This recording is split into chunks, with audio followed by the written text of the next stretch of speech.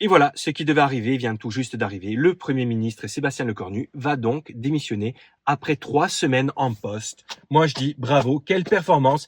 Après l'ancien Premier ministre François Bayrou, on pensait qu'on avait touché le fond, mais non, on continue de creuser. Et vous savez quoi? On va continuer de creuser encore plus. Alors, qu'est-ce que vous attendez de la politique française? J'espère que vous n'en attendez rien parce que sinon vous allez être déçus. Et quoi faire si vous êtes en France aujourd'hui? Franchement les gars, j'ai envie de vous dire, cassez-vous. Pourquoi? Et croyez-moi, ça me fait tellement de peine de vous dire ça, mais vous attendez quoi du pays? Vous attendez quoi de la politique? Je veux dire, on est dans un pays où c'est mal vu d'avoir un drapeau du pays, un drapeau français, chez soi ou à l'extérieur. Peu importe, sur un t-shirt, sur une casquette.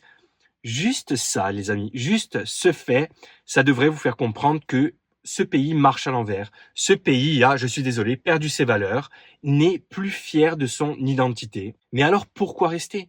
Vous voyez bien que ça va de plus en plus mal. Vous voyez bien que c'est un pays qui est endetté et qui creuse sa dette. C'est pour ça qu'on cherche à trouver de l'argent à tout prix de partout. Et pourquoi le cornu se casse? Parce qu'il voit que c'est impossible. Il voit qu'il est en face d'un mur. Bayrou l'a dit il y a même pas un mois. Il est allé à la télé, il a dit regardez les gars, on va, c'est la seule chose de bien qu'a fait Bayrou d'ailleurs, il a dit les gars, on va dans le mur, il faut faire quelque chose. Il s'est fait dégager, bon tant mieux, hein, mais je veux dire, celui qui arrive, c'est exactement la même merde. Et ça va continuer. Et vous êtes là, vous assistez à ce naufrage où que vous allez financer en plus parce qu'il y a de plus en plus de taxes. Et ne croyez pas que seuls les riches vont payer. Vous aussi, vous allez payer et de plus en plus.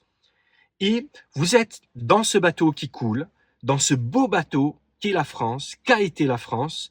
Vous êtes dedans, vous assistez impuissant, vous êtes complètement impuissant. Ne croyez pas que les commentaires que vous écrivez sur YouTube, sur Facebook ou sur X changent quoi que ce soit.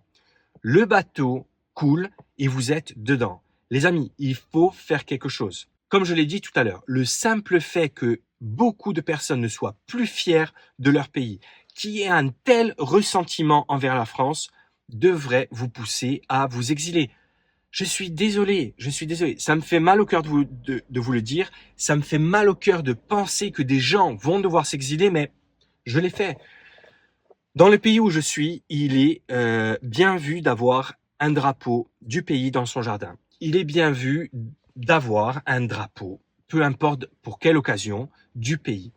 Il est bien vu d'avoir, et ça c'est le plus cocasse, de mettre un drapeau du pays sur une table, par exemple, lorsque l'on fête son anniversaire.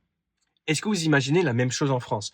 Les amis, on en est à un point où, je veux dire, pourquoi rester en France? Oui, parce que vos parents sont nés ici, vos grands-parents, vos ancêtres, sur 10 générations. C'est beau, c'est louable, mais on s'en fout.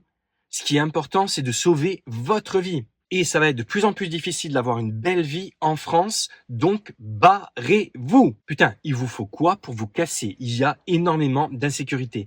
La France est devenue l'un des pays les moins sûrs au monde. Si vous souhaitez être entrepreneur, n'y pensez même pas.